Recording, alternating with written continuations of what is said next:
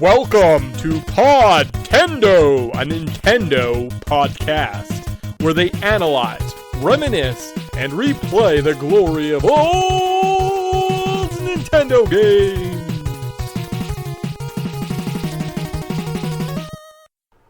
A world under siege, where the baddest bosses rule. Who will save us? Mega Man! Join him on his ultimate quest in 3D. Who are his friends? Who are his enemies? Danger lurks around every corner. Mega Man uses awesome firepower to battle diabolical forces. Amazing non-stop blasting action. Who can save the cities from destruction? Don't call a plumber. It's all in a day's work for Mega Man. Let's do it!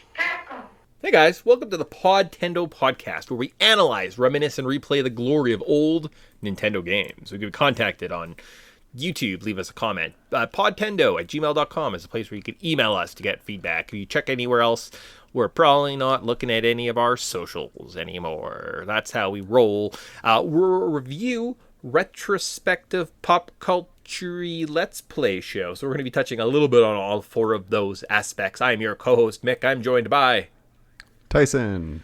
Awesome. Cool. And we sit here and play games. We're in a numbered show. Into our quest to 200. We're just going to kind of keep clipping along through the slog and the beating down. In every game we play, we're like, why aren't you good? Like, Chrono Trigger was fine, but then like Four Swords Adventures, come on, it's not even a Zelda game. Yeah. It exists. It exists. I'll give it that. It's a thing that exists in this world that has Zelda on it. Yeah, but into 152, I believe the show is, unless I did some math wrong there. We're back to not a classic, but an early 3D adventure game. So we'll kind of see what Mega Man 64 has to offer as we kind of dive our way through all our little sections and go from there. Stuff like that. Good times. Ooh, baby. Yeah. We're not We're in for a shorter experience because some reason we played this game as a kid. You would say playing Mega Man 64 today, or Mega Man Legends, depending on your console of choice. There's not a ton of differences. Maybe some cinematics. I don't know. I didn't really dig in. I didn't really care enough to dig into the actual what's the difference. I think there might only be one or so difference. In theory, it's just a clean one-for-one port, I believe. So. But we'll get into that now as we talk about Mega Man 64. Developed by Capcom Productions Studio 2. It sold 322,234 copies for the PSX as of November 2023? November 23? Yeah, that must be what it means. 2023. It seems like that shouldn't be the year. That's odd. And that also just doesn't seem like it's a lot. No. Yeah, no. I don't think it was. I don't think it was a super popular game, right? So, and one of the reasons, and odd things while I was doing research, Mega Man Legends is what this game is called. Like, Mega Man 64 only exists as a port that was released on the N64 to little or no acclaim. And it must be a one-for-one remake, right? Because everything I looked up, they're like, yep, it was later released on the N64 in 2000. Okay. But we're not getting much more than that. So the notes, some of the information that comes out, a little different, right? So it was released December 18th, 1997 on the PSX. The N64 port was released sometime in 2000s, but I mean, it was just a 3-year-old game. That was just basically printed onto a card. How Long to Beat has this game at 7.5 hours, not the 16 or 17 hours I had in my head. And as I was jumping into it, I was like, oh, where am I going to find 16 hours of my life? And 5 hours later, I was like, oh, I'm at the end. Nice. Okay. eBay, minimum, you're spending about $100 for a copy of this game, but way more if you want more than just the cartridge. So we will get into our first memories, but we once owned the cartridge of this game. Not anymore, though. I think I have it. I don't think you do. I think somebody borrowed it and never ever gave it back. So yeah, I haven't checked. It might be down the Tupperware container. So I'm pretty sure I still have it because I'm always like, oh hey, Mega Man. Really? I'm not playing you. I'm just gonna put you down. Well, if you go look later, like you have to send me a picture to prove that you have it, so that I'm not like buying you $100 just to like replace this lost childhood memory of yours. Oh, yes, this cherished childhood memory. We'll of, get into like, it. Like I said, teaser for when our first memories of the section when we had this game as a little guy. Again, I don't think if we have it, I don't know where it came from. So, okay. I think I have it in my first memories. I think I have it. Okay. Let's see. So, where to play? So you need an OG disc or cart or an emulator. So they haven't released this yet, although I've heard some rumblings as they kind of are going through the old classic series, and basically we're getting anything Mega Man enrolled in a series. They could definitely put together a Legends 1 and 2 pack or something, right? Potentially even get around to finishing this series, even though it's been confirmed and canceled multiple times now over the years. I don't think we'll ever see that, but we might actually see a Legends release, because Capcom is at least good with updating their collections. So Yeah, Mega Man 3 right around the corner. oh yeah, it's coming, guys. But before we get into that and we look at the details of this specific game, we got to set the zone. We got to figure out, what does December 18th, 1997 look like from a pop cultural landscape. So we're going to start by looking at what is going on the television, and the top shows from 1997 were Oz, The Practice, Buffy the Vampire Slayer, Just Shoot Me, Spawn, King of the Hill, and South Park. Wow. Some good stuff. Yeah. Some of those things are still going. Some of those things have been brought back. Some of those things are just dead and buried. So Looking at you, The Practice. yeah, that's what I was thinking. I was like, The Practice and Oz. I'm like, big. I remember Oz being big, and then it just like stopped. It just finished, and everybody's like, "Good, it's dead. Yeah. Never discuss this franchise again." And there's a chance that The Practice is still going and is like one of the longest tenured television shows ever. But I'm assuming it's a medical drama, so I wouldn't be it'd be law. surprised. Because it'd be like The Firm, The Practice. Oh, yeah. See, I was thinking medical practice, but Oh, yeah. yeah. The yeah. Practice. It's, Yeah, they look like shows you lawyers. shows you how much I know about this. So, yeah, but those those Over medical under shows. 5.5 seasons. I'll take the under. I bet you it ran probably till 5 or maybe 4. Went 8. Jeez. Dylan McDermott, James Spader, Kelly Williams, Lara Flynn Boyle. There you go, The Practice. All your legal dramas coming this fall on Fox. Well, you know what? If it's got Lara Flynn Boyle, I'm in it. I'm sure I need to watch this. Yeah. Top cartoons. I think these ones are specifically what cartoons that started in 1997. So more than likely that would have been the fall. So if you're watching your cartoon lineup on your Saturday morning, sometime in December, you probably would have seen all these shows of Daria, Recess, Johnny Bravo, Franklin, Caillou, I Am Weasel, Angry Beavers, and Cow and Chicken. Okay. A bunch of good stuff and a bunch of stuff I wish never existed. Like I Am Weasel, Angry Beavers, and Cow and Chicken seem like they're the same show. Yeah. Caillou just never existed. Johnny Bravo, super underrated, and Recess is a top notch cartoon. I love that made that. If you want to go back, listen to our top 10 Saturday morning cartoons. Or we plug in old countdowns, because we got a couple. We could do N64. We could do Saturday morning cartoons right now. Yeah, We might even get some movies that just came out a couple weeks ago with some of the top movies released this week. Ooh, so we got some gems. We got some gems. Go back, listen to some old shows if you like what we do. If you don't, why are you listening to us? I don't know, you're bored, maybe. I suppose there's a guy that reached out to us. And he's like, "I'm listening to every single one of your shows because my job's really boring." I was like, "You can start around 50." And he's like, "No, I'm doing them all." So I haven't talked to him for a while, so he probably fell off. Maybe I'll email him later today. I've said that multiple times now. I'm sorry, future. I'll get to it. Top of movies. Here we go. Let's see if any of these movies on our top 10 movies lists. We saw Titanic. No, that didn't make it. Still in theaters. We got Scream 2, Good Will Hunting, Flubber, and Alien Resurrection. Yeah, just skip most of those. Okay. And if you waited a week or two, you could see Tomorrow Never Dies, American Werewolf in Paris. Obviously James Bond. Go watch it. Watch them all multiple times. That's just good for your soul. Now, American Werewolf in Paris. I think it's the American Werewolf in London's the good one, and this is the bad one, if I'm not mistaken. Okay. That's just off the top of my head. Yeah, I could be mistaken. I think London's the classic. It's the older one. I mean, good is very subjective, but yes, I think the Paris is worse than the other one. So Yeah. okay. Hey, it's got a good alien transformation in it, or a werewolf. It's alien. I'm staring at aliens. Yeah. Yeah. No, I have a good time with those movies, but I have a soft spot for, well, crappy werewolf movies. Right. I'll watch me some Underworld any day of the week. Right, cool. Top video games for December 18th, 1997, right before the holiday season. What are your parents rushing out to get? Is it a copy of Quake 2? Yoshi's Story? What about Grandia? Gran Turismo?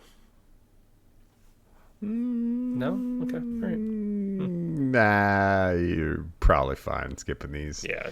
That first Gran Turismo was rough. I like Gran Turismo games because I like racing games, but without a wheel, yeah, it's kind of a rough time. I feel like Grandia is released right now. Like I could get a Grandia for the Switch or something, isn't that? Oh, for sure. I think it's Grandia 1 and 2. The HD collection. HD, okay. Yeah. Another series that I was like, I'll get into this, but there's just so many better RPGs that I'm like, if I pay $50 now, do I get like the ability to press the stick in and I get like full health all the time? And I can just like go to the end of the game? Because I like that. Yeah, I don't know. But I also like to... I'm also a big fan of the joys of... Like, I was thinking about replaying Final Fantasy VII, just the original, just to be like, I really like this soundtrack. I just want to run around to the soundtrack. Yeah, that's fair. But again, that's one thing that the new one. Yeah, you can play the new one. It just doesn't have the same soundtrack. I think the new one does actually have the same soundtrack. Well, if it does, I might give it a shot. Yeah, literally, it's just doesn't. I think it's all the same old songs and stuff. Yeah. Yeah. Well. Yeah. Because that's I know it hits. That's the good. That's the good stuff. Mm-hmm. That's the good stuff. If it has the soundtrack makes that game just priceless. And the soundtrack of Mega Man 64, is it good? Bad? I don't know if I listen. I think I listened to a bunch of podcasts because I had a big backlog. So I was gonna say I can't remember a thing from it. It's like, it's fine. There's voice acting. That's a thing. It's pretty good for a '97 game, actually, like to be fully voice acted. Yeah. And I know some people they like to dump on some of the voice acting, be like, it's kind of awkward and stilted. You're like, from what I listened, I thought it was decent. I thought it was really solid. I think it's supposed to be kind of awkward, right? Because the voice actor for Mega Man was only like 12 or something, maybe 14 at the time. And there's a couple parts where when he's reading, especially big words, it sounds kind of like a 14-year-old reading a word. So I thought it was actually kind of true to form. Yeah. I also thought that, so a lot of the stuff that he's reading isn't in English or what it is in Japanese or whatever. He's having to translate it. So he's translating as it goes, and that's the justification for why he's kind of stilted in his performance. Either way, doesn't matter. Yeah. I just thought it was it's not bad. Not bad. I think people who dump on it are just a little bit too. You take things too seriously. I mean, this whole game is a first attempt, right? 97 people. 97. This is before Ocarina of Time, right? So we've had Mario kicking around. We've had a couple different other crummy entries, and they threw this guy out here. So we'll see if it holds up. Lara Croft, I heard, was Tomb Raider. They're like, oh, it's kind of like Tomb Raider. And I'm like, absolutely not. This game does not control like Tomb Raider. Not even close. It's competent. No. Right? No, yeah. There's fluid. Tomb Raider's there's platforms you can jump on. I understand the controls. I don't have to double do a barrel roll to just get to the next part. Come on. Although this game, it's Mega Man. It should have had more death spikes. So knock against it. So -1 right now, Mega Man 64. Yeah. Big. Well, it's also I think that they did a good job for what it's for what it does, to be honest. Mm-hmm. I think this was their first 3D game as a studio, and to me, I was impressed. Capcom? Didn't they do Resident Evil? No, I meant 3D Mega Man game, because that'd be different developers. The people who make Resident Evil didn't make Mega Man. The Mega Man team, this was their first foray into 3D, and I thought they did a good job. I think I was watching some videos about this one, and one of the developers were basically like, we had to like go try to like poach other people who actually did 3D games because we didn't know what we were doing in 3D. So there was like they had like one guy that did a 3D game before they made this, and I was like, good for you guys. And like, that's respect. To be honest, like I'm impressed. So Yeah, no, I think it's done. Well, we'll get into it. I think it's done fairly good. I agree. Again, big -1 because of whatever. I gave you a dock earlier, and we're not gotta get out of there. I don't know what the -1 was for. Anyways, development details of Mega Man 64. Producer Ken Inafune stated that his goal was to create a new Mega Man game that would be entirely different from the previous entries in the series. Aiming to appeal to gamers of all ages, Inafune decided to blend action, RPG, and adventure genres, though he questioned whether Mega Man Legends would still be engaging. All the humanoid characters in the game were animated using motion capture. Got some mocap action. But, I mean, really? Okay. I want to see the person awkwardly doing like the turn animation of like him like awkwardly moving his arms. That's the video I need to see. I mean, I guess when they're like in chairs and stuff, and some of the scenes, the cut scenes, they're animated, they move around. I'm just thinking that when they move, everyone looks really weird. So I was like, it must be meant for like just like the little close-ups of the Bond family or something, right, during the cutscenes. And I was like, well, because we're in the Renowns, I don't think people move that way. On the earliest global showing of Mega Man Legends occurred at E3 Expo in Atlanta, Georgia, in June 1997, where it was titled Mega Man Neo. A demo of the game titled Rockman Neo was later included in the Japanese director's cut of Resident Evil. In December of 97, Capcom's USA president Bill Gardner informed IGN that Mega Man Legends would be ported to the N64, although the Japanese name was already being finalized as Mega Man Neo, remained as the English title. Okay, but Gardner stated that the official name had not yet been decided, and the final title of Mega Man Legend was confirmed in March of 1998. Well, you know what? Makes sense. I feel like this game came out in December. It's a late time to kind of determine, like, now we have the name of this. And it's like, it's been out for 4 months. By April, maybe we're still working on like the N64 version here. By April of 1998, the English adaptation of the game had been completed, but Capcom chose to delay its release until September of the same year, believing it would better perform during the holiday season. I see. This game didn't even come out till September of 1998. See, if you read what you wrote down, it would have had a different Wayback Machine, not the Japanese release. Okay. Well, that makes sense. And the English localization removed a feature from the original game where Mega Man could either kick or calm a dog that was chasing Tron Bonne. In the English version, he can only calm the dog, so you don't get to kick him. That's a good change. That's a good change. Although there is some dogs later on that are trying to murder you. You have to kick to like shut up. So yeah. So didn't quite take that away. Yeah. Although there is a random cat that you can add to your party. So that apparently add to your ship. That apparently gets you like the best ending. Probably. Yeah, I saw something about that. Like, make sure to pick up this cat or you don't get the good ending. And I'm like, well, I definitely didn't get the cat. So that's interesting.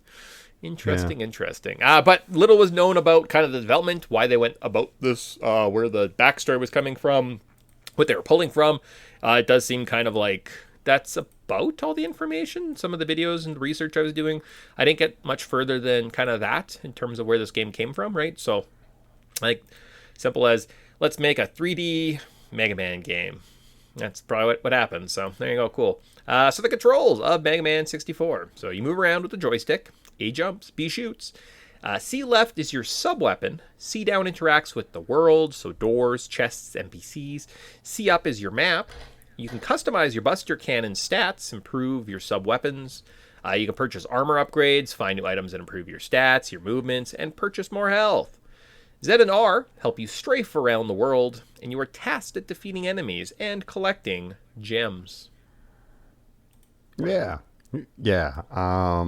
Collecting the gems is kind of frustrating until you get the best second weapon in any game ever.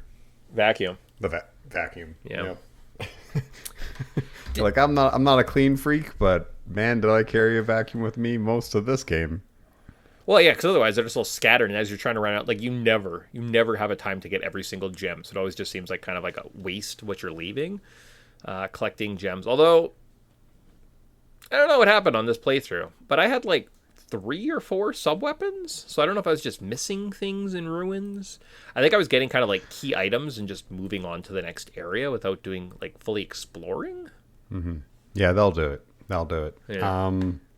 It's I didn't do any of the side quests either, right? So like I'm sure that unlocks a ton of extra weapons, and I don't think I upgraded a single. I mean, we'll get into how I played this game, but I kind of think I broke it because it was really easy, and I didn't have to do that much. So yeah, it's not a hard game. I think the hardest part about this game is knowing what to do. yeah, As soon as you know what to do, you're like, well, I could just run from here to there to there to there to there. If you didn't have a guide, like I know there's a couple like side quests where it's just like a random beetle is sitting on a hillside. Sure. It's like you would just, if you weren't paying attention, you just run past that because you're like, oh yeah, there's just a bug. Like unless somebody like legitimately tells you, oh, over here, pick up this thing so you continue this side quest. It's like you just don't pick it up. So if you don't, and if you don't do that random stuff, you just don't get the parts for the sub weapon, or don't give the sub parts to roll, and then yeah, it's a whole big thing. Okay. So I could see why as a kid this game I always thought was kind of like hard, but it's because like I just didn't know what I was doing. Yeah. If I had like a proper guide, it like we do nowadays, you can bang this game out in like 4 or 5 hours. Well, outside of some walkthroughs or something like that too, guides for this on the internet are very, very poor. I don't know. There's just not a lot of clattering or clamoring to like replay this game. There's lots of text-based descriptions, but guides that include pictures or like maps or go here. Very difficult. Definitely got stuck a few times, and I was like, I don't know where to go. And even like reading through a description, it's like, go back, strafe across the wall to the second door on your left. That's the one. I'm like, it doesn't really explain the area I'm in. I'm missing something. So, yeah, still not really sure how we played this in as a game or how it came into our lives. Speaking of first memories of Mega Man 64, that's where we're at. I did find a bunch of Nintendo powers actually that we had as a kid. I've got them all sitting in my storeroom right now. I'm going to kind of make some space on some shelves in my main room, decorate them. Mom was like, I'm going to get rid of these. And I was like, I will take them and put them on a shelf. That's great.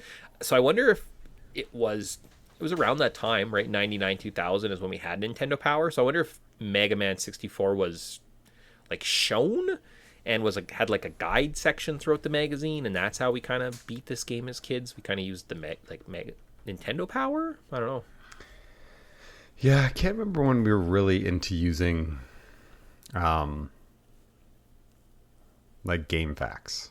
Like when did game facts? That'd be an interesting time in our lives to be like, when did game facts became the thing to use? Because it's got to be around the time we were playing like big RPGs. Yeah, probably so, like 2000. Like so if this game came out afterwards, there is a good fact, right? I think I did say that. So I know, again, not really sure where it came from. Was a Nintendo Power ad. I think Tyson maybe got this game. I think maybe we rented it first. Played it a bit, never finished it. He ended up going out of his way and buying it, so maybe it was like a birthday present, birthday money. I know that I'd completed it once, and I think I must have, I don't know if it was a strategy guide, Nintendo Power, or Game Facts. That was kind of must have been one of those things, right? Must have been. I remember I remember getting it, so if we're in the first memories, I remember having it. It was one of the games that I had because I was big into really big into Mega Man at the time. Like I got the Mega Man, our Mega Man X game was mine.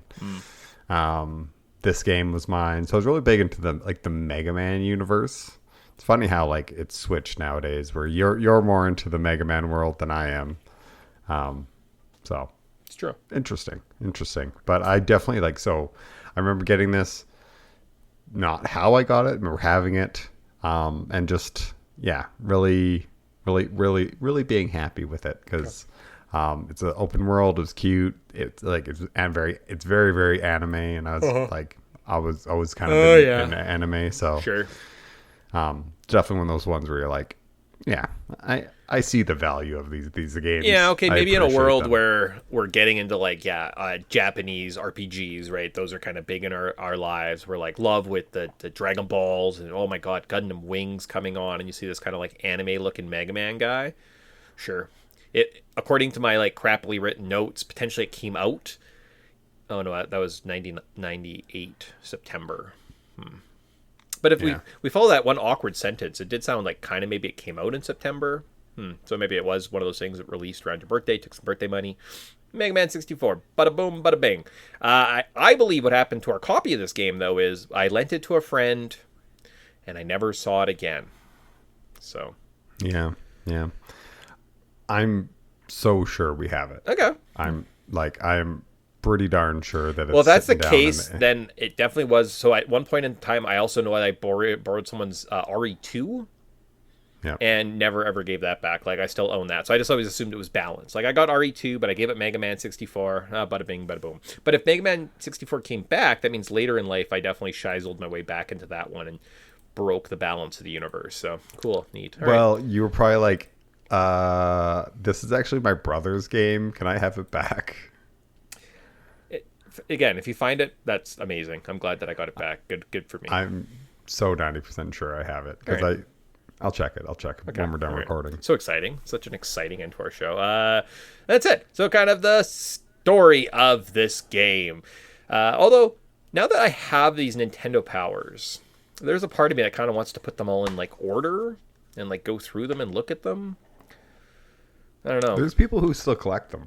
Like there's people who straight up like are trying to like Get them fill the all. whole gaps Sure. and like make sure they're complete. Because I know I was bad for this. I always used to rip out the posters. Yeah. What a foolish idiot I was. Yeah, I know. Devaluing this collectible. Yeah. What a moron by putting posters up in my room. Although, funny story about throwing that stuff away before we get into the story of this game. When we were visiting mom and dad last weekend, 2 weekends ago, and I'm going through all these boxes and magazines, and there's just like car magazines and like blended magazine or something. I don't know, some like music magazines, right? And then there was probably some double XLs in there. yeah, and like I wrestling. was big into hip hop at the time. Tons of wrestling magazines too, right? And I'm going through all these ones, and like there's a picture of the Hardy Boys, which is a wrestling group, and I put them on this thing, and I'm like, hey, all these are kind of like garbage. Like I don't care about these magazines. I think we can just recycle them. My mom's like, yeah, and there's some other stuff on the shelf, but you have to keep the Hardy Boys because like the Hardy Boys is like classics, and I'm like, well, I'm not keeping this stupid fucking magazine. Like you can throw it away, and she's like, no, you have to keep the Hardy Boys, and I'm like, no, it's garbage. And she's like, they're not garbage, they're good. And I'm like, yeah, it's wrestlers 25 years ago, and she's like, what are you talking about? And I was like, the Hardy Boys magazine, I'm throwing it away. And she's like, no, I meant the books. Oh yeah, the books on the shelf, the Hardy Boys series. Oh, okay. Anyways, I'm sure that happened with funny. lots That's of funny. yeah. It wasn't that hilarious. We don't have to lose our minds over it, guys. Anyways, the story: Mega Man 64. So the opening text for Mega Man Legends describes a future world covered by water, where people live on land masses and rely on ancient refractor energy found in underground ruins. Explorers, called diggers, retrieve these refractors, but the legend of a legendary treasure called the Mother Lode inspires many to seek power and fortune by traveling between islands in their flying machines. The game begins with Mega Man and Roll's airship, the Flutter, crash landing onto Catalog's island, setting the stage for their adventure. Yeah, not a crazy story, but it sets the world up, and Mega Man can't remember who his dad is and has some memory loss issues, but we don't get into that in the opening scroll. It's just basically like this guy reading off about diggers, and this kind of sets the tone. Clearly, they're like, guys, we got really big into Waterworld. It was freaking awesome this last summer. That's what like this movie. This movie might be the best movie ever made. Which, in fairness, not bad. It got dumped on. It's better than it deserves to be. Well, I mean, there was definitely some issues, but apparently all the issues were known before filming began. When they first started, because they filmed on the sea, actually at sea. Well, Steven Spielberg was the guy who said, like, don't do that. Or no, was it Spielberg? No, it was Titanic. James Cameron. James Cameron was like, don't film on the ocean. It's stupid. That's a terrible idea. You can't film on the ocean. I'm like, no, that's good. Apparently tons of days were just like, they'd be filming, have everything set up, and there'd just be like an oil tanker cruising through the background or like a cruise ship. And you just have to wait for it to like leave the horizon before you can continue. Or rain. Yeah. Like it's or wet, like wind. Yeah. And you're just like, you can't control the set, right? Yeah. Which is why James Cameron was like, I'm just building a very large set. Yeah. Waterworld. So anyway, Waterworld's big, and they're like, what if Mega Man? What if Waterworld happened, but Mega Man also was in this world? So that's how Mega Man 64 came to be. So in the beginnings, we're off in some ruins. We're given some basic tips. We learn some skills. We explore some narrow hallways before fighting the boss, a one-armed hammer guy. Yeah. Who comes back a couple times. Yeah. He's pretty cool. I like him. I like a lot of the boss designs and the creature designs in this one. Yeah, they're all kind of cute. Right? Yeah. And the Bond family? John Bond, yeah. The Bond family. They're adorable. Who doesn't love these? Yeah. They knew that their kind of weird cel-shaded anime blocky art went well with inorganic material, right? So any type of robot material, any type of like straight edge stuff, boxes, you can make look decent in this platform. If they would have went into like the weird, like, or Final Fantasies, like, well, what if he's like a goopy, oozy lava snake, and then you start being like, what the hell is going on here? Like, I think inorganic material is definitely better to render on these older games. So that's why I think all the robots are just nice and like oh yeah, clean. Huh. All the guys look like Lego people. Neat. Oh, the Roger. Yeah. It always makes me smile. And then you got Data, the little monkey. Yeah, he's cute. Who saves your game and also saves the day. Yes, he is definitely. But that's spoilers for later. Yeah, and surprised that Capcom hasn't capitalized making him like a bigger like merchandising because he's so cute. Love to have a little dance. He's adorable. You got a little dancing date on your desk, and you came to work, and he was sitting there doing his little dance all day. You'd be happy. You'd be like, I feel just like roll. Now they're on Catalog's Island, though. After escaping the first area, a ship crashes on an island. Some investigators show up and ask her grandpa to go see the mayor. We explore the island. We can kick a can, help a junk store owner get some gear before heading to the mayor's office. Oh, one thing I learned about. So there's like a morality system in this one where like you stay blue if you do good things. If you do bad things, you start turning dark. Apparently kicking the can into the grocery store and getting money for it, apparently that's a bad thing and it will slowly turn you dark. I knew that was a system only in the past, because yes, if you kick this can, you get 1,000 coins. It takes like 2 or 3 kicks, 4 maybe, right? If you have kind of a bad luck or something like that, bad aim. $1,000, pretty fast, happens pretty quickly. Some of the items in this game are only like $9,000. So you just enter the screen, kick this can. It's great. But I do remember as a kid when I was playing this, you would become like, almost came as black at some point. Like, what the hell happened, right? Like, I kicked this can 120 times into the bakery so I could get the best armor, the Kevlar armor in the game. But specifically it's this morality system. So it's how you interact, the good things you do. There's something, I think it's kicking the dog is like considered a bad move. So even if you're like super noble at that point, kicking the dog in the Japanese version just instantly sets your character to black. So same thing with when you stop the bank robbers and you get the maybe that's what I was thinking of. Yeah, if you get it, there's like 120,000 zenny or whatever the heck it is. You immediately just turn dark. Yeah. Unless you just like literally turn it over. Yeah. Which is like, it's fair. They're stealing money or whatever, yeah. But sometimes a man's got to get paid. That is funny. But at the beginning, like I said, the kick the can is kind of the break of the game, and I was kind of mentioned how I broke the game. So you help the Junkstar owner. You can start getting gear.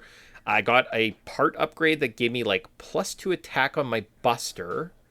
I got the first level armor, so it saved me quarter health, and I think I upgraded all of my health and got some extra like energy tanks to replenish my health. So I spent maybe 30 minutes or so just kicking the can, building up some money.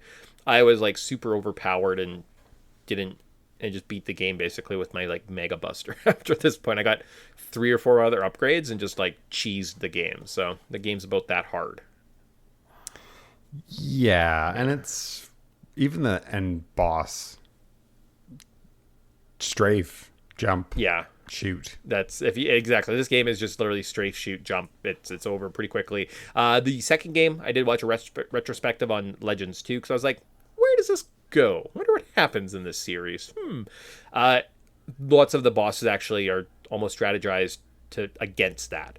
So the strategy is like, if you strafe and jump, you will die. You have to find some other way around it. So it is kind of fun that they were well aware that was obviously a weakness of the system.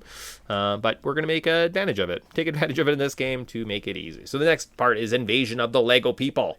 So time for the game's first multi-boss battle fight. So we start out by fighting some Lego guys and their ships. We then defend City Hall from some tanks before fighting a big yellow pirate baby.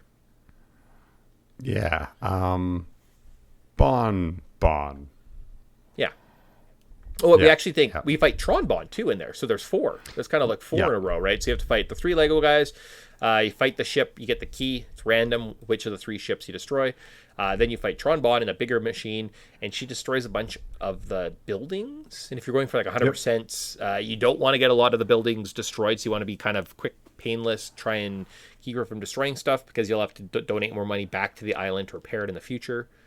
The tanks that destroy City Hall, same thing. If they destroy the bank or they destroy too much of City Hall, then you're like out of pocket trying to repair everything. And then finally, the big yellow pirate baby.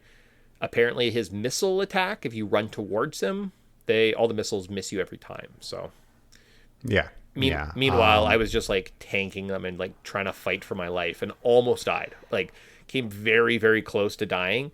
And that's what I made note of. I was like, oh, there was 4 bosses I just fought in a row. Had I died at any point, you have to go back to when, like, before the first boss fight and redo that. It's kind of a big turnoff in this game. Yeah, I think this is one of the only real boss rushes. I think they realized after doing this, they were like, this is just kind of grueling and punishing for people. Maybe we don't do this. I think there's 2 more. Okay. Yeah. I'll explain to when we get there. So, yeah, but a couple of these where I'm like, oh, man, if you would have died here, there's a lot to go through. From there, though, we save the office, and hooray, we go to the Yas Plains / Clover Woods. We're given a chance to refill our supplies, and we're heading north. We have to fight through some tanks, and we roll up to some like big dig site, and we have to Roll shows up. Yes, so for some reason she shows up in her van, and she's like, you can use the van for cover, Mega Man. But also, oh yeah, if I die, then it's a game over. So protect me. Like, that's annoying. And anyways, we get to fight a big digger tank in the north area. It's like Teaselbon driving it. Yes, Teasel. And you can only do damage when it's back doors open? Doors open, so you can just jump on the back of it and just like blast it. I just like avoid the arms. I remember that from when we were a kid. We were like, what if I just jump on this? And we're like, whoa, broke the game. We're so good at this. It's funny. I had a range upgrade and like fought from the little platform. It took a while. Yeah. Okay. Oh yeah, range is your best friend in this game. You want good energy, good range. Everything else, you can I can just slowly whittle away at it. It's not the end of the world. Yeah. From there though, now we've kind of stopped all of from Tron Bon, the girl, to Bon Bon, the baby, to Teasel, the old man with a ponytail guy, older brother. We get to go from Cardon Forest Subgate 1. All right, after fighting the pirates, we learn of the 3 subgates on the island. The first one we are tasked at exploring is in the Cardon Woods. here we are exploring some ruins. We find some gear. We get some jump shoes, and we have to fight a 2-armed hammer guy. See, he came back.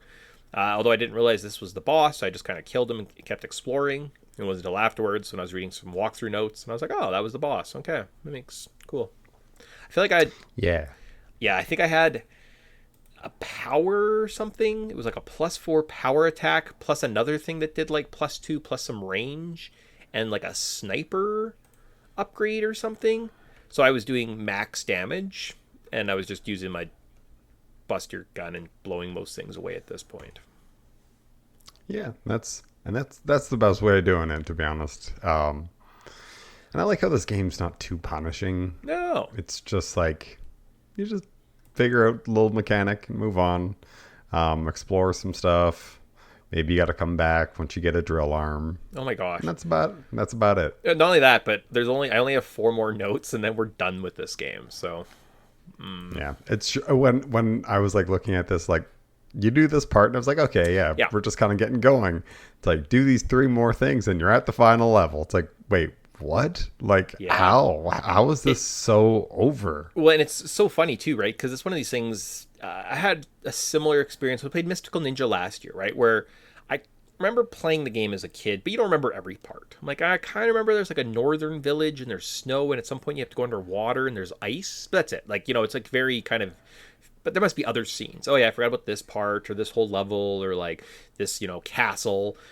I remembered a couple things. I remember I'm in a sub, and then I go down this hallway, and there's like this little area, and then there's like maybe another little area, and then like a boss, and that's literally the end of the game. And I'm like, okay, all right. So 3 sub gates to go, 2 more down, or 1 down, 2 more to go. Boop boop. Lake June, sub gate 2. So we can purchase more upgrades, get the high jump shoes, explore different ruins that we didn't have access to before to find treasure and complete some side quests. If you want to just head to the next area, you have to get Roll to take the car to Uptown, visit the boat shop, call Roll, have her fix the boat. Next, we get to take out some pirates on boats before fighting a large frog ship, and then once defeated, we have access to the water dungeon. Inside, we can explore, find some treasures, defeat invisible foes, find 3 keys, and get the shard before fighting a big jumping robots. Yep. I think this dungeon's a little bit trickier if I remember correctly, because there's the couple of those like little jumper guys, and those are kind of a pain because sometimes you can't really like strafe too far because you're in like a little closer corridor, so you end up taking some damage. But for the most part, pretty manageable. Not the end of the world. Kind of like, I'm still having fun at this point because I'm like, man, this game is just flying by. Because you'd think like, oh, it's a dungeon, it's going to take a little bit of time, and then you just like go through the 6 or like maybe there's like 3-4 floors, and that's about it. And you just move on to the next area or next section. And you're like, man, I'm just flying. So not a long game. No, not at all. I'm gonna keep saying that because it just like you just blink and you're like, oh, guess I'm just through this next part. Okay, I'm gonna put this down because I did everything I need to do but today. It's super easy. Like, I mean, just to summarize, we showed up on this island, we fought those guys at City Hall, we fought the big digger, we beat 2 subgates, so now we're on to the 3rd subgate in Clover Woods. So now we can upgrade some items, fix our ships. We have Roll take us to the final subgate above the pit where the digger battle was in Clover Woods. Inside, we solve some fairly small dungeons, find 3 ID cards before activating the switch to unlock the main gate. Afterwards, we are attacked by pirates in the Gesellschaft, which is our big flying ship. We then have to fight a red mech robot before heading back to Cardon Forest. So that's 6. That was my 6th point, and now essentially we can go beat the game. So it's like a 7-point game. It's very quick. It's very simple. It's a very small, contained little world. I think I just actually really appreciate it. Instead of like dragging this out with a ton of pain, it's just like quick and out, have some fun. Okay, see you later. It's really, really. This is a game that I could see myself coming back to. Yeah. just because it's so quick, and you're like, man, if you had just like a Sunday, you could probably just fly through this game. I got and just I got like 6 hours. I just want to pick up a game and kind of beat it and play it through it. I agree. Yeah. So side quests, right? Maybe you do those. You want to come back and you explore them next time. Have a couple hours just playing this. And apparently they're really quick. Like lots of the side quests are like, oh, talk to this guy, go get this item, return to him, get profits. So you haven't. You can find a list of side quests, explore the island to unlock an assortment of items, weapons, power ups, and treasures. Good stuff. Great. I did none of those because I think I had a energy. I did something with a generator and a battery. Got like an energy. So I had max energy. Okay, cool.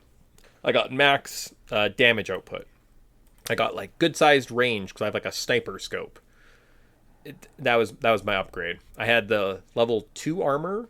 So I had like half armor protection. I had full health. I had something like 16 life gauges. That was it.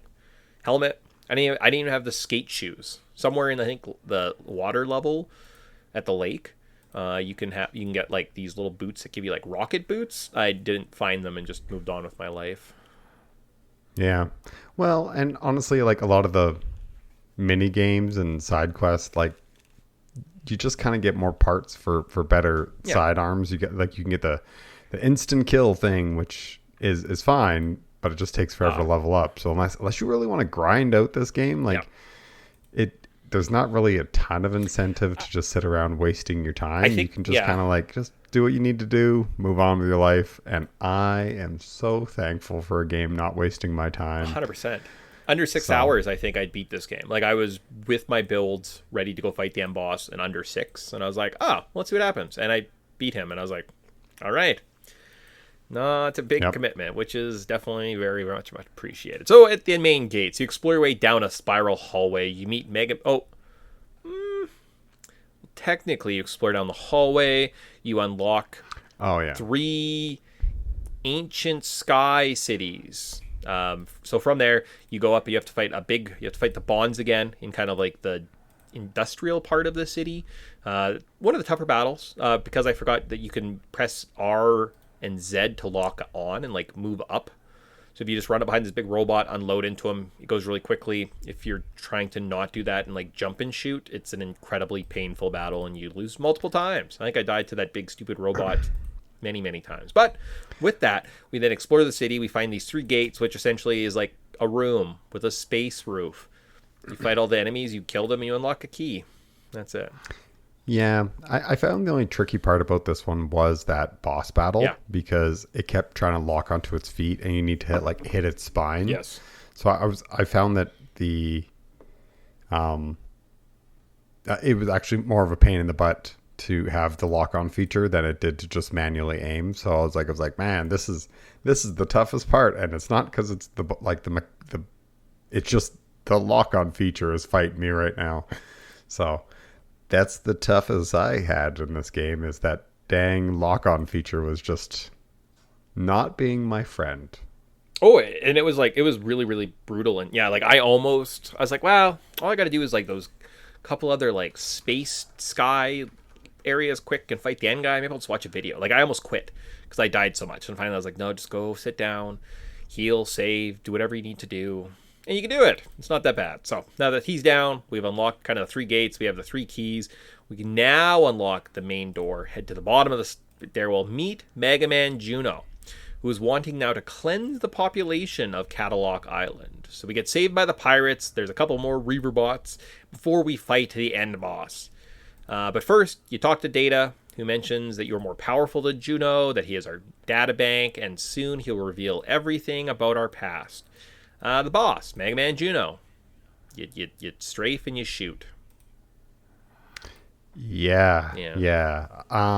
Listen for... This is when actually I turned on the sound because I was kind of having some trouble. Yeah. Listen for the attacks. Oh, yeah. And just try to anticipate it and just strafe, don't stop strafing and just constantly keep trying to track it.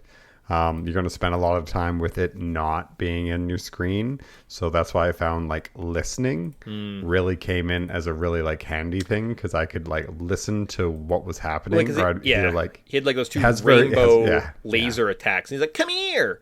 And then you're just like, oh, I just have to run a little bit to the side and he's not going to follow me. Versus if he was like, Yeah. blasting, and he like does this big bum attack. Okay, you should jump over the fire. Yeah, okay. Yep. And Okay. just like one of those things where it's just like, just listen to it. Like I'm a firm, like usually I'm like listening to a podcast or whatever, but as soon as you like just turn on the sound for it, you're like, oh, I know exactly what you're doing. Yeah. Because it's very, and I appreciate that. Like, again, they're not trying to punish you. They're just trying to like teach you what it's doing, and it's easy to learn, and then you can just quickly master it. It's like, this is probably the easiest Mega Man game I've ever played. So Yeah. I am very appreciative of it, because it has some of those like little, like you're trying to like memorize the The boss. mechanics Yeah, of the yeah. boss, but then at the same time you just like, you can easily pick them up because they're super obvious tells. Like, yeah, it's a quick tell, but like if you're just like listening and paying attention and not being distracted, it's like, okay, I do this, then I do this. Okay, I'm doing this, and you're just like, you're reacting with what the boss is doing, and it's a lot of fun. I think this is a great boss. Speaking of bosses, the only other things I mentioned was that we had some multi-battle parts, and Tyson's like, oh, there's just the one. The other one I consider multi-battle is on the lake. When you get onto the ship, you have to fight a series of pirate ships, or like pirate boats that are attacking you before you fight the big frog, right? And at one point they even say like, oh, this frog is pretty tough. Do you want to retreat or keep going? I'm like, I don't want to retreat, but I think that just gives you a break in the action. And then the only other one is when you're fighting the Gessel shaft, the big ship. You fight the Gessel shaft, and then the pirates come individually in their little ships. And then you have to fight the big flying mech, right? And I think even the Gessel shaft has like 2 stages, so it's like this and this and this and this and this and this and this, right? So a couple little boss rushes, but I mean, there's only 3, which is pretty good. The game only had 7 points, so Yeah. Okay. So having some stacked bosses kind of adds some depth to it. And that's it. That's the whole game. You did everything. I mean, unless you didn't do the side quest, but you don't have to do those. So ending. So Data stops the massacre. Junon's like, you know what? I've already been upgraded, or mine's already been uploaded to the cloud. Now everyone's dead. And then Data shows up, and he's like, hold on. No, Mega Man is now the new guardian of the island. Everything's fine. And he says, one day, don't worry, one day in the future, I'll reveal everything to you. And it's going to be very soon, wink. We're like, all right, cool. We get a chance to say goodbye to everyone. So you can walk around the island, talk to all your friends, and then you get to watch the credits. Hooray. Yeah. It's like, don't worry about that. I will discuss that later. Moving on. And I just like laughed. I was like, but also, was the cloud like staring all their data in the cloud like an actual thing like around this time? Like it must have been, because it's like, where did this? Well, like, I mean, this he says like, I'm uploading my consciousness to the the satellite. Got you. I mean, I just used the cloud as like a colloquial term that we could all understand, but I think in this term they actually meant like the satellite had to come down and like pick up his info. So That makes sense. yeah, but still, Wi-Fi, that's pretty popular. Wow, look, no cables. Wow, crazy. Yeah, that's kind of it. So current thoughts. This game is very short. For some reason, I had like 16 hours in my head when I started this experience. I remembered all the little points, but in my mind, there's tons of hours of gameplay and big levels and winding paths and tons of replayability in between. That didn't exist. So in a matter of hours, I was almost finished the experience. I was like, okay, I've already beat 1 subgate. I played for 3 hours. There's 2 more subgates and a main boss. So okay, this is gonna be a fast one. I think this game holds up. It's pretty solid. It really solid controls. When we're talking about a world of Mario 64 and Tomb Raider 64 and Mega Man 64, it's good. I've heard maybe the PlayStation version isn't as clean, right? Kind of with its controller setup. So maybe Mega Man 64 is the definitive way to play this, right? Just the way that they have kind of with the analog joystick a little bit versus like the D-pad. I think it's a decent sized world, right? Great amount of upgrades, maybe too many in terms of just how much like money you need in this game versus very customizable arsenal, which is fun. So tons of ways to play, although you can definitely just cheat it and get these 3 upgrades and then just kind of strafe. That's it. Kicking at the can at the beginning of the game seems like a game changer. If you farm a few thousand zenny at any time, you can upgrade your health, ammo, defense, and I like it when games have things to spend money on. It's true. So even I could say there's too much to buy, there's too many upgrades. It's almost better when there's too much than one of those games where you're just like, I have everything. And one of the features of this game is collect money, but why do I need my money? Right? Like, I'm just... Yeah, or you just kind of are just sitting on a pile of Yeah. like trillions of dollars, Well, and you're like, well, do I just go buy 999 of everything? I don't Yeah. really need it. Yeah, I'll never use that many potions because I still working on my first 999 potions, right? So it's good. It's solid. Your current thoughts on this game? Way better than I remember. Okay. Way better than I remember. Quick, short. I think it's kind of jam packed with like a lot of fun things.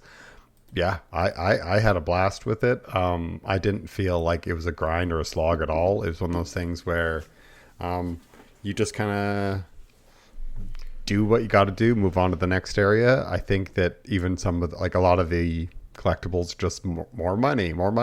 So if you aren't like super worried about like, oh, I got to get all the money so I can max out all my weapons or whatever, it's just like you can kind of just cruise. And I appreciate that it's just like this was just a super like chill experience. I didn't have to like fiddle or grind. I could just kind of like do what I need to do, move on to the next section, and just like rinse repeat 7 times, and then the game is just over. And I had a lot of fun with it. I thought it was good. Yeah. I thought it was like for a first attempt. I'm sure some people would say like, oh, the controls of the camera. It's like, it's fine. Yeah. Like it's an early 3D game. I've come to just kind of accept a lot of those things. Well, in terms of 3D third-person shooter, it's not bad. Like the bullets kind of make sense. There's some tracking. Yeah, once in a while you have to kind of adjust where sometimes you have to shoot like where the boss is going to be instead of where he is. Kind of neat. Yeah. Like holds up fairly well for again an early 3D attempt at like a third-person shooter. It's fine. Oh, 100%. And it was just one of those things where you're just like, that was like as credits are rolling, I wasn't thinking like, oh, thank goodness this is over, like I was with like Four Swords or whatever. I was actually like, this was a fine experience, and we probably would have been, very very happy as a kid. Yeah. No, I remember playing this game, beating this game as a child, and being like, oh, great, awesome.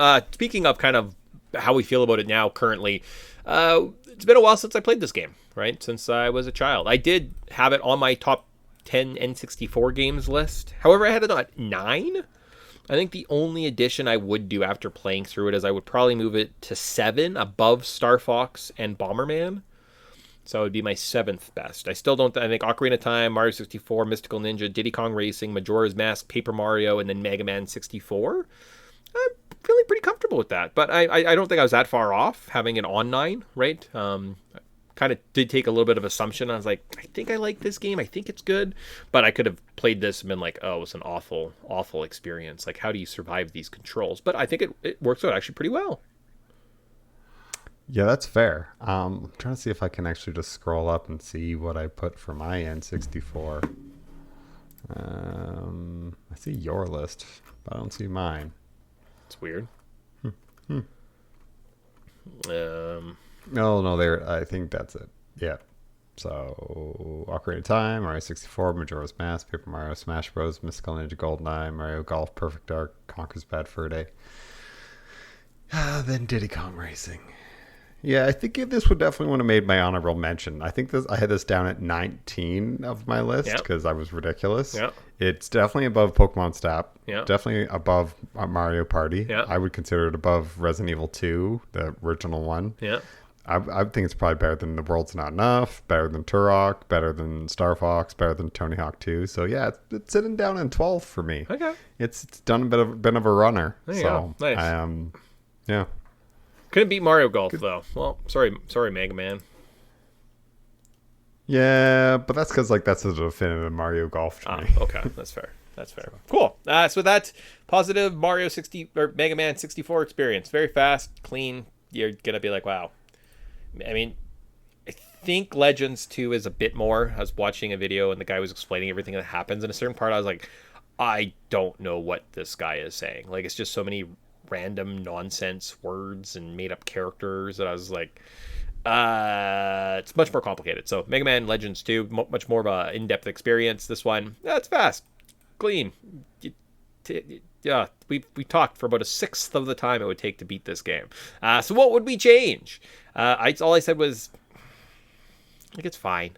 It's an older game. Saving is kind of a hurdle. It might piss you off if you die in the middle of a boss fight or marathon boss fight to redo it. But it's not that long of a game. You can do it a couple times. It's okay, right? I know I died almost a few times on like the second or third boss in the marathon, and I went like, oh, I really don't want to redo this. Luckily, it was just the one final giant robot or whatever that kind of kept destroying me again and again and again. So this one wasn't too bad. But other than that, what do I want to make it longer?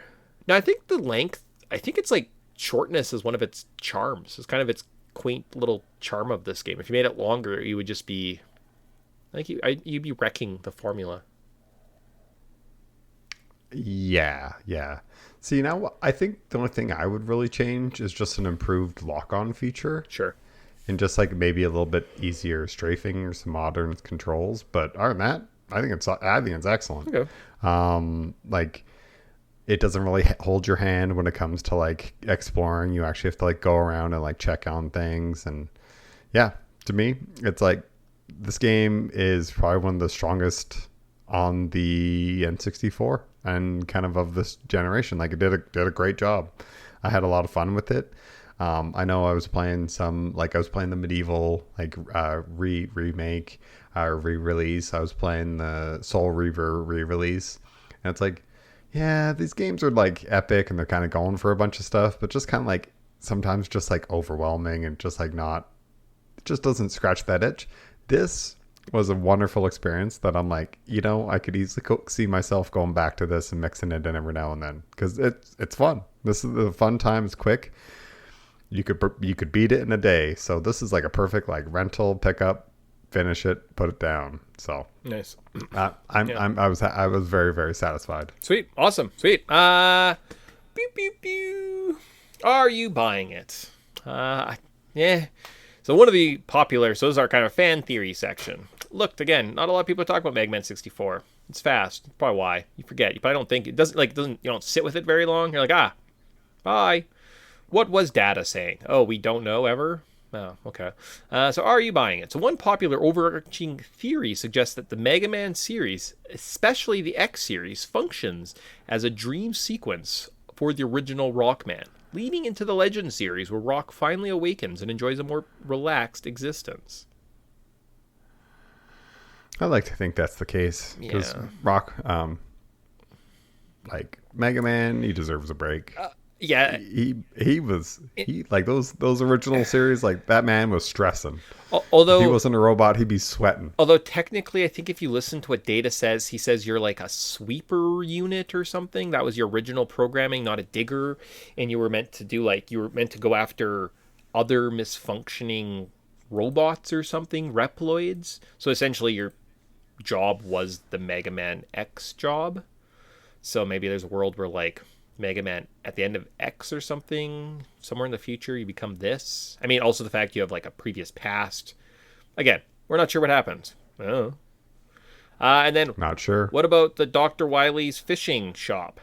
Fishing boats? Dr. Wily? Seems weird. Is that even in this game? Yeah. I didn't even notice. Yeah, the fishing boat. I think it's called like Wily's Boats or something. Huh. Yeah. Okay. Yeah. Okay. That's kind of all I got. So not a lot. Again, not a lot of people think about this. In terms of, not a lot of people think about this cultural significance. So it's our last section of the game. We kind of just talk about other things that this game is. Tell this game relates. Give other examples. Tie it all back together in the end. And I was like, I had nothing. I sat on this for a week. Thought.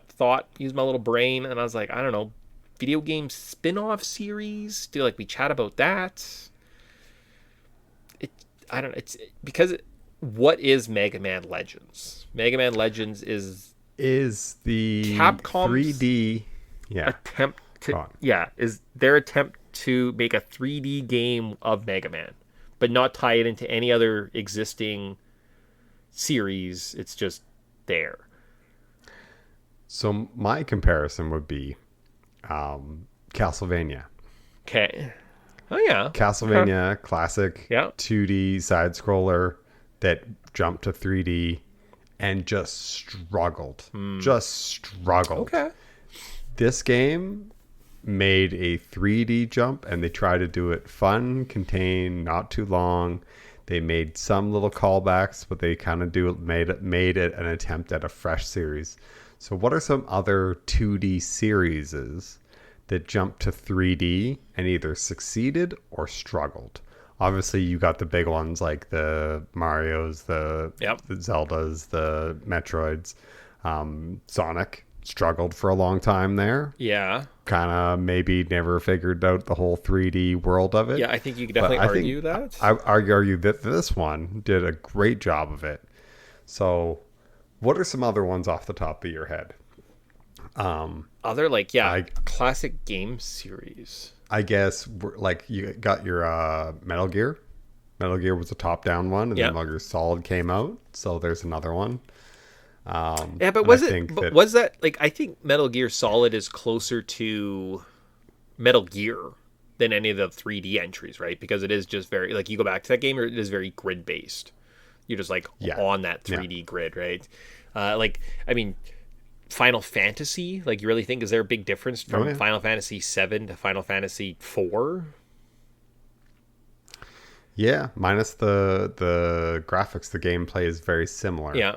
So, but that's the thing, because I guess action platformer. Yeah, how else would you do an action, like a 2D action platformer? This is kind of just how Mega Man would exist in this world. But no, I like your Castlevania point was excellent. Yeah, it's definitely that 2D classic series that's Castlevania 60 or Super Castlevania, right? People say, oh, it's great. It's like the definitive Castlevania. And then you get outside of Symphony of the Night. If that stupid series didn't obnoxiously exist and be awesome over there, jumping from, say, Super Castlevania to Castlevania 64 is exactly the perfect comparison, and how it's just done so poorly and can be handled so terribly, right? So the fact that Mega Man Legends is a competent game, it's an experience you can have, and you play 28 years later, and you're like, it wasn't the worst. That's pretty good. Yeah. Okay, so I pulled up a quick list. Okay. So here's some games that transition 2D game series that entered to 3D. So Bubsy, 3D. Dead Forever was terrible, but I have seen a new fan-made Bubsy game. Yeah. Yeah. Contra, the Contra Adventure. So there was a Contra 3D game. Okay. Never heard of it. Yeah, exactly. That's how well it went. Yep. Earthworm Jim 3D. Is that something we have to do? No. Okay. No, I hear it's terrible. Okay. Prince of Persia 3D. Oh, yeah, okay. Yeah. Golden Axe. Beast Rider. Okay. Then we got like Castlevania 64. Then you got Final Fight Revenge. So Final Fight, the side-scrolling beat 'em up. Yep. Made a 3D entry. Worms 3D. So I don't remember that one. There's a Tetris Sphere. So there's a Tetris game that they made an attempt in 3D. Okay. Sonic, obviously. Sonic Adventures. Pac-Man World. And then we got some of the ones that did it okay, or did it well. And you got like Wave Race 64. I didn't realize there was a 2D entry. Nope, didn't know that either. Metal Gear Solid. Donkey Kong 64. Yeah, I've heard some people say, oh, Donkey Kong 64, that's my favorite N64 game. Multiple people have mentioned that to me, so I'm like, do I have to go? Are they the same people that recommend Banjo-Kazooie to people? Because I'm like, don't do it. Don't you? I played it. You all said it was good. I'm not doing it. Metroid Prime, obviously. Yeah. And then we got Ninja Gaiden. Yep. Obviously. Sure. And then some of the S tier ones they got here is Super Mario, Final Fantasy 7, Ocarina of Time, Grand Theft Auto 3. Yep. And then Fallout 3. Okay. So. Yeah, no, that's a pretty good list. And I think, in terms of just those games that made that transition from... And maybe that's where I was hung up on, because I didn't want to just make a straight up list. Essentially, what this came down to, I was trying to look more. I was like, but they like changed genres. But I mean, I guess if you go and look and you think about this game, like, what is Mega Man? It's jump and shoot. That's all you're doing in this game. Except this one, instead of jumping, you just strafe more, right? It's kind of the only Yep. difference. Like any of those boss arenas, yeah, you got your special weapons and you got this, but really, what do? You just run around and shoot. So Yeah. Okay. Well, and I think that they did it right. Like instead of it being vertical and like mostly platform heavy, they took the platforming and they're like, no, use your mobility to work on it. So Yeah. I had a great time. Actually, this game might go on one of the hit lists because I was impressed. So this one's definitely going to be on the ones where you're like, oh, that was a fine game. There's a couple games that we played looking at you, Four Swords, that it's like, oh yes. And another one. So Pokemon's transition from 2D to 3D. Yeah, hey, I could see that. Sure. Yeah. Kind of works. Nice. Sweet. Cool. So with that, yeah, like Tyson mentioned, Four Swords, things are looking not so great. But the fact that we still have a couple of these little gems kicking around and we can still pick up one of these games we played back in the day and be like, Mega Man 64 was pretty awesome. I think that's pretty exciting. Gives me more hope going forward with this podcast. A lot of the games we're going to try and play, and like, maybe Donkey Kong 64 isn't so terrible. You give it a chance, you get into it, and you're like, oh, yeah, it is a little better than like Banjo or something. Oh, it is kind of fun. Yeah. Right? But just sandwich it in between two good games. I think is it available on the Switch Online? I have no idea. Because if it is, and you have save states, that definitely makes those games a lot. You're like, oh, this really tricky jump that's hard to get to. You just save state and you like kind of cheese it. So. That's a good question. And I always have a hard time finding the actual list because Nintendo likes to make it a frickin' nightmare. I know. I do not see it. It's not currently available. Okay. But we do have 1080 snowboarding, so Okay. Sweet. Well, maybe Whoa. it pops up because sometimes we're like that, and when we think of things, they come. Anyways, but with that, we are out of here, guys. That is it. I think next 2 weeks we have our final top 10 list. Until I make Tyson do we have to rank our top 10 lists for the year. a top 10 of top 10 lists. Exactly. Brought to you by our top 10 list year. Yep.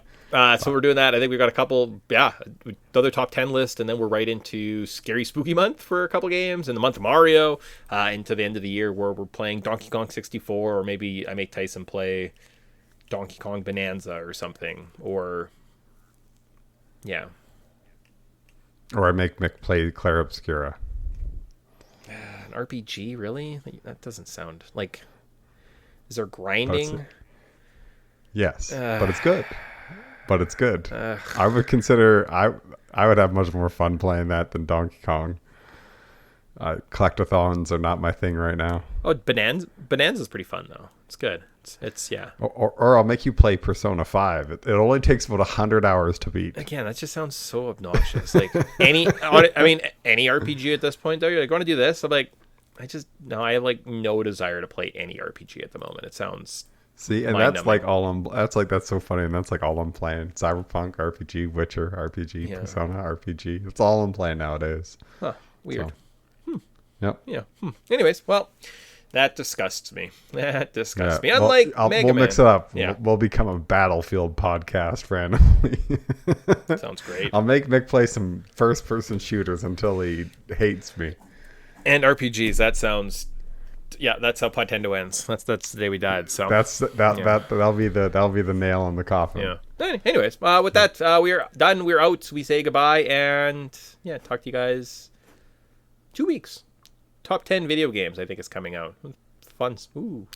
Cool. See you guys. Okay. Bye.